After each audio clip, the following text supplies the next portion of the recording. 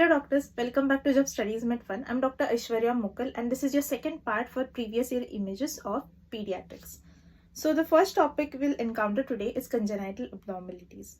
So what are congenital abnormalities? Are the abnormalities that form in intrauterine life due to some genetic reasons or it might be multifactorial. The first one that we encounter here is omphalocele. In omphalocele, gut contents fail to rotate and return to the abdominal cavity. It is an abdominal wall defect, and the most important point to note here is the contents will be enclosed in a sac. Very, very important when identifying omphalocele in the exam. The umbilical cord is attached to the sac, and the gestational of the newborn baby will be mostly a term newborn, and you can continue with the enteral feed. So before we move forward to gastrochisis, it is important to note that in exam there will be always questions asked as omphalocele versus gastrochisis, or they will try to either put one of these and confuse it with the other.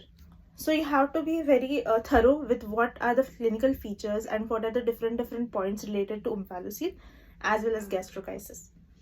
So what happens in gastrochisis?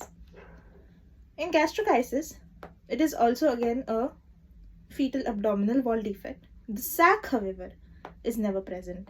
The umbilical cord is adjacent to the defect and usually on its right side. The gestational age of the newborn will be mostly preterm, and the enteral feed in this newborn must be delayed. The next defect is anencephaly. Anencephaly is basically it is a neural tube defect in which there is a failure of closure of the anterior cranial neuropore, which normally closes by 25th day of intrauterine life. Another important topic and another important point to be noted. So before we move forward to another neural tube defect, we have to understand why neural tube defects occur or what can be done to prevent them. So neural tube defects can be prevented by proper supplementation of which vitamin? Folic acid, also known as vitamin B9. In which pregnant mothers should the child or the fetus be monitored for a neural tube defect are diabetics and mothers who have an opioid addiction. So opioids can cause neural tube defects, and diabetes, also alcohol can also cause neural tube defects. However, the most common way of preventing neural tube defects is folic acid supplementation. All of these are PYQs. So they might give you the image of a neural tube defect, but they might not ask about the neural tube defect, but they will ask you the cause or how to prevent it. So it is important to know the whole topic for the upcoming Fmge exams, because they are becoming more methodical and more theory based rather than just asking you one-liners. So you have to be thorough with all the topics in every single way possible, so that however much they twist the question, even if it's image based or not, and especially if it's image based, they twist the questions very well. Sometimes they'll just ask it straight away, like what is the defect in the image or what can be done for the defect in the image, but sometimes they will twist it. So you need to understand that if you're studying neural tube defects in images, you need to understand the theory part of it as well, which is very easy if you just go through it, if you keep revising it regularly. The next neural tube defect we have is spina bifida. So in spina bifida, it is caused by the failure of closure of the caudal neuropore, and which usually closes by the 20th day intrauterine life. So cranial neuropore, 25th day intrauterine life, and caudal neuropore is 28th day intrauterine life. The last neural tube defect is a deadly form of neural tube defect, that is craniorachisis. It is the neural tube defect for the entire neural tube which fails to close. It is a severe form of NTD. You can see that not a single part of the neural tube is closed, the child basically lacks a nervous system, or it is underdeveloped because of that. The next topic that we encounter today is are the instruments used for measurement in pediatric patients.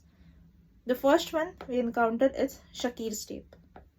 So what is Shakir's tape? If you have been doing your pediatric postings in pediatric clinics or in PHCs, you might see this particular tape. It is used by healthcare workers on field to measure mid-arm circumference. It is used in the age group of 6 months to 5 years pediatric patients, and a very important parameter to note for severe acute malnutrition, that is SAM, is the red zone shown over here. This is the red zone shown over here, which is in which mid-arm circumference should be less than 11.5 centimeters. The next one is Harpendon's caliper. It is used to measure skin fold thickness. Like this, shown in the image. They will measure the skin fold thickness to know whether how much subcutaneous fat is in the baby. Next we have is the Salter scale. This is like a harness and a scale suspended from the ceiling to get like the accurate weight of the newborn. So weight of the child. So it is used to measure weight of child in ICDS activities. The next one is another thing that you might see at a pediatric clinic, that is infantometer. It is used to measure the length of pediatric patients up to 2 years of age. So up to 2 years of age, it is the length of the patient. After 2 years of age, it is the height of the patient.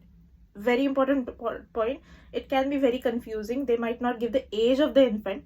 They might ask you, how will you measure the height of the patient or the length of the patient? Based on that, if they say length, you know it's a child within 2 years of age. If they say height, you know the child is about 2 years of age. So that's it for today's pediatrics images. And please follow our Fmge mantra. Please keep practicing these images as much as you can. Any questions related to that, as much as you can. Please follow us on Instagram, Telegram, and subscribe us on YouTube. Thank you.